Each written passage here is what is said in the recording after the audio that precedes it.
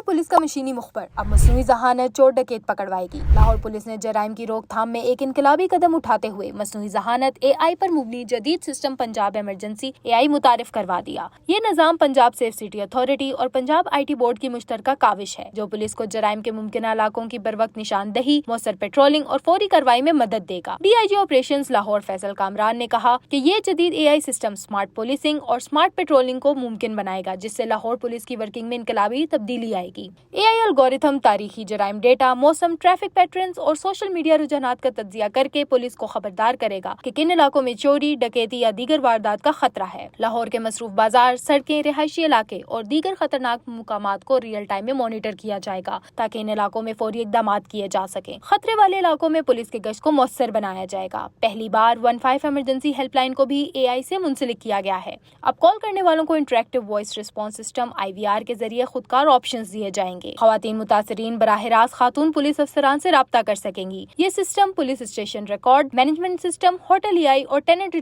Registration system کے ساتھ منسلک ہے، جس سے مشتبہ افراد اور مجرمان کی شناخت اور ٹریکنگ مزید آسان ہو جائے گی۔ پنجاب سیف سٹی اتھارٹی کے مطابق یہ AI سسٹم پہلے مرحلے میں لاہور میں مکمل طور پر فعال کیا جا رہا ہے اور جلد ہی اسے دیگر شہروں میں بھی نافذ کر دیا جائے گا تاکہ پورے صوبے میں جرائم کی مؤثر نگرانی ممکن ہو۔ لاہور پولیس کا یہ اقدام پاکستان میں جدید ٹیکنالوجی کے استعمال کی ایک روشن مثال ہے۔ اگر یہ سسٹم مؤثر ثابت ہوتا ہے تو یہ پولیسنگ کے روایتی طریقہ کار میں ایک انقلابی تبدیلی لا سکتا ہے، جہاں جرائم پیش آنے سے پہلے ان کی پیشن گوئی ممکن ہو۔